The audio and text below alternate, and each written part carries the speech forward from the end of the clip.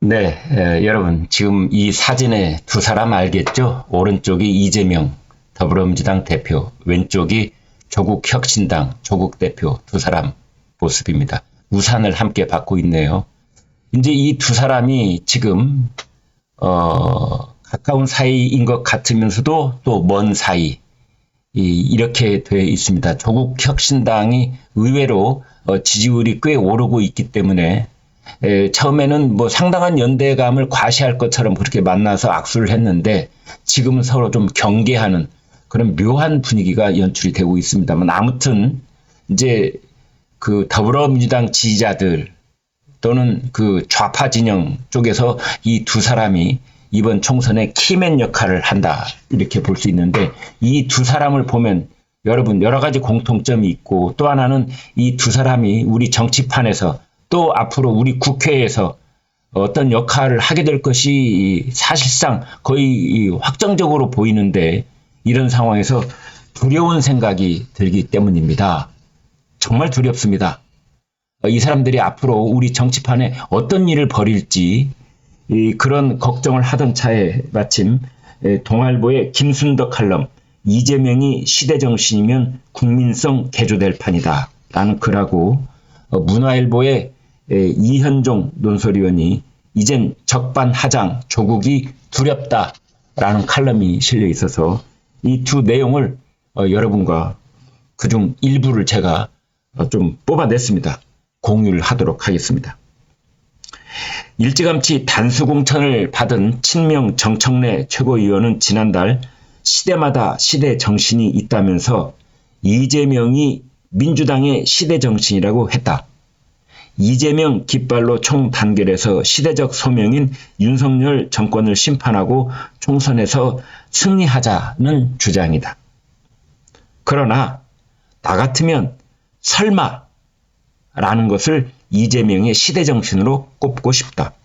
22대 총선 민주당 공천은 한마디로 설마가 사람 잡은 공천이었다. 국어사전에 그럴 리는 없겠지만 이란 뜻으로 부정적인 추측을 강조한다고 나오는 부사 설마가 이토록 번번이 쓰인 공천도 없었을 거다. 의원 평가 하위 10%로 찍혀서 30% 감점 받은 걸 알게 된 박용진 의원도 지난달에 이런 말을 했다.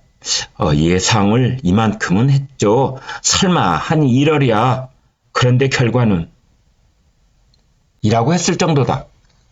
이재명의 시대정신, 설마가 겁나는 것은 보통 그럴 리는 없겠지만 하고 추측하는 일이 그의 주변에서 태연히 벌어지기 때문이다. 일명 만독불침, 만 가지 독의 면역이 있다. 만독불침, 원래 그 무협소설에서 아주 자주 쓰는 말이죠. 만독불침. 어떤 비난 또는 어떤 공격을 해와도 나는 끄떡없다. 이제 이런 뜻으로도 쓰일 수 있습니다. 별명이 만독불침이라는 이재명은 자기 자신의 생존을 위해선 뭐든지 할 수 있는 사람이다. 이재명은 작년 10월 대장동 개발 특혜 의혹 재판에서 재판장에게 피고인석에 나란히 앉은 측근 정진상 전 민주당 정무조정실장을 한 번만 안아보게 해달라라고 청해서 끌어안더니 이번에는 공천 룰까지 바꿔서 대장동 변호사들을 줄줄이 지역구에 공천하기까지 했다. 그게 뭘 의미하는지 생각할수록 섬뜩하다. 섬뜩하다는 말을 썼습니다. 국민이 이재명의 시대정신을 따르면 말 바꾸기, 거짓말 이런 것은 아무것도 아니게 된다. 설마 도저히 그럴 수 없는 일도 태연하게 저질 수 있을 것이다. 만에 하나 사기죄나 폐륜 등으로 붙잡혀 가더라도 무도한 정권에 의한 박해라고 우기면 그만이다. 더 용감하면 비법률적 판단을 받겠다면서 민주당이나 조국 혁신당이 입당해서 공천 신청을 할 수도 있다. 어떤 범죄에도 흔들지 않을 만큼 전 국민의 멘탈이 강해지고 도덕성 수준이 떨어지면 가히 국민성 개조가 벌어질 판이다. 전 국민이 이재명을 닮아가는 이재명화 끔찍하지 않은가? 온갖 사법 리스크의 상식을 뛰어넘는 그들을 다시 경험한다고 하니 두렵기까지 하다. 법치를 농락하고 내로남불 파렴치의 상징인 조국 대표를 지지하는 유권자가 이렇게 많을 것이라는 점은 상상하기 어렵다. 조국의 강을 건너기는커녕 건널 생각도 없었던 것은 아닌지 의문이다. 비례정당 지지도에서 조국혁신당은 서울 등 일부 지역에서는 더불어민주당의 비례위성정당인 더불어민주연합보다 높은 15에서 20%나 나오고 있다. 이제 물론 민주당 내부에서 일부 평론가들은 조국혁신당의 거품이 꺼진다, 이렇게 보고 있습니다. 왜냐하면 민주당이 지금 난리 났기 때문입니다. 그래서 그쪽 이 당 간부들은 조국혁신당 이 지지율 꼭 내려앉을 것이라는 얘기를 요즘 공공연하게 하고 있습니다. 조국 대표와 그 일가족의 행태는 입시 비리 사건이 불거진 2019년 8월부터 4년 7개월 동안이나 국민이 생생하게 지켜볼 수밖에 없었다. 4년 7개월. 5년 동안이네요. 우리 국민은 사실은 5년 동안 조국이 늪에 빠져 있었던 셈입니다. 딸 조민 씨를 의대에 입학시키기 위해 온갖 표창장 위조와 스펙 위조를 해온 사실이 만천하에 드러났고 법원도 그것을 인정했다. 정경심 전 교수에게 1심에서 징역 4년을 선고했을 뿐만 아니라 1심 판사는 진실을 말하는 사람들에게 정신적 고통을 가했다고 꾸짖었을 정도다. 1, 2심에서 모두 징역 2년이 선고됐지만 법정 구속도 피하고 정당까지 만들어 제22대 비례대표 국회의원을 눈앞에 두고 있는 사람은 조국 본인이다. 자신의 가족이 무간지옥의 고통을 받았다지만 정작 딸 조민은 셀럽으로 변신해서 연일 좋은 식당과 옷 사진을 올리며 유튜브 스타로 떠올랐다. 이런 부조리한 현실을 만든 1등 조력자는 법원이다.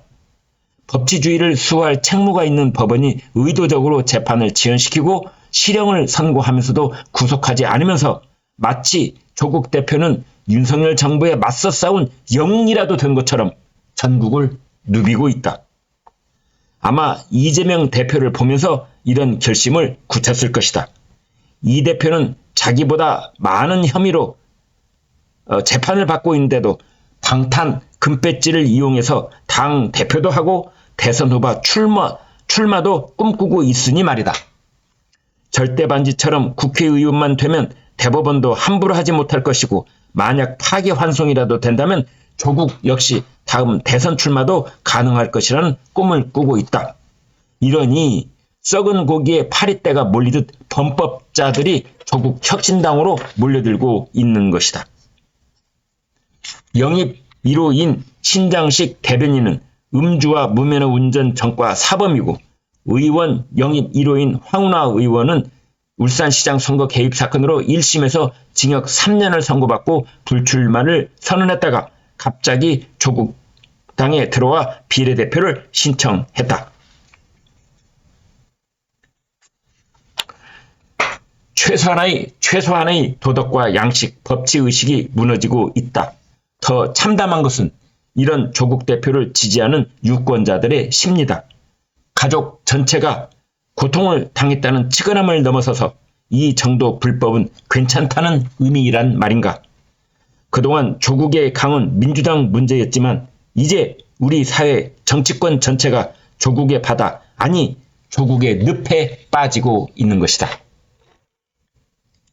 네, 여기까지 여러분과 공유하겠습니다. 구독, 좋아요 부탁드립니다. 여러분 고맙습니다.